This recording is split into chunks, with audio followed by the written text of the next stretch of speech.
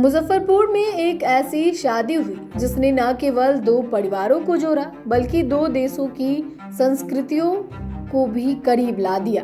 श्रीलंका के कोलंबो से बारात लेकर पहुंचे व्यवसायी परिवार ने पूरी तरह भारतीय परंपराओं को अपनाते हुए दुल्हन के घर में विवाह संपन्न किया।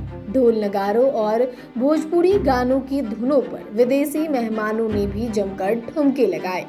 यह अनोखा रिश्ता शुरू हुआ था वर्ष 2019 में, जब मुजफ्फरपुर की रुचिका और श्रीलंका के किस्लय एक नायके की मुलाकात कोलंबो यूनिवर्सिटी में पढ़ाई के दौरान हुई। पहले दोस्ती हुई और फिर धीरे धीरे यह रिश्ता प्यार में बदल गया। एक साल के बाद किस्लय ने रुचिका को प्रपोज किया, जिसे उन्होंने खुशी खुशी स्वीकार कर लिया।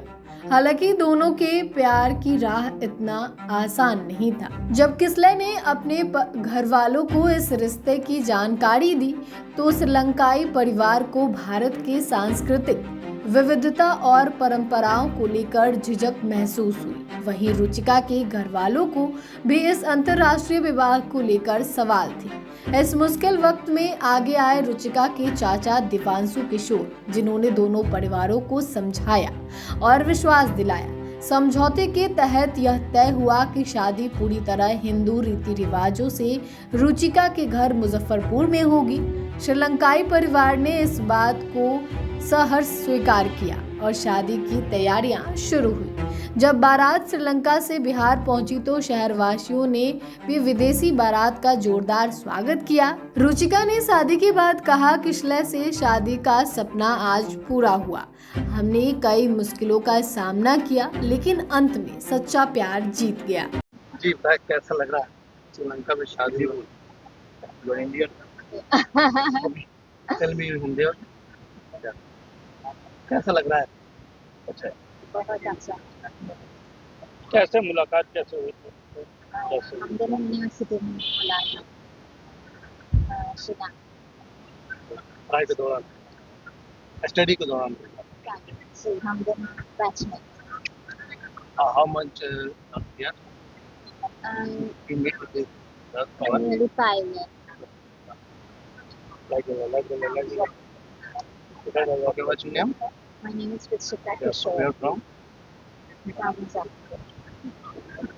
किस्लय के साथ उनके माता पिता अरुण और देविका, एक नायके बहन और दो दोस्त मुजफ्फरपुर पहुंचे। भोजपुरी गानों की धुन पर विदेशी बारातियों ने भी खुलकर डांस किया। अरुण एक नायके दूल्हे के पिता को आप सुनिए।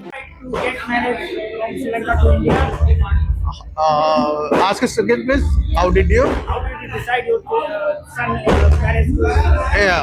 India? Yeah. So when we initially heard this, so we have a doubt. But now when we know the people and we know the full family backgrounds here, so we are very happy now. Yeah. How can you feel from Bihar? You came to Bihar marriage. How you feel? Yeah, very very friendly. People are very friendly and they are very helpful. And we have a language barrier is there, but we didn't feel anything because it's like almost we are in this same our country, like it's a hometown. Like now it's a hometown. We are here for like 5 days now. It's almost like hometown. Everyone is helping. Everyone is if we have any issue, helping. Whether we know them or not, they are helping. What is the cultural differences between Sri Lankan marriage and the Indian marriage? Yeah, Indian marriage, of course, it's like it's a cultural thing, and so it's like a 3-4 days event. Whereas in Sri Lanka, the cultural part is like before marriage there are certain rituals are there, but with the marriage it's adapting. It's like a 2-hour rituals only. Then after that marriage goes on, it's a 1-day affair basically. Then when the groom is going to his house, the homecoming, there's another function there, but no rituals actually. It's like a handover bride to groom's family. Basically, that's all. Like there's no rituals. दूल्हे के पिता ने बताया कि उन्हें शुरुआत में भारतीय शादी की लंबी और जटिल रस्मों को लेकर डर था, लेकिन यहाँ की गर्मजोशी व्यवहार और रंग बिरंगी परंपराओं ने उन्हें बेहद प्रभावित किया है। उन्होंने कहा कि अब हम भारतीय शादी के फैन हो चुके हैं।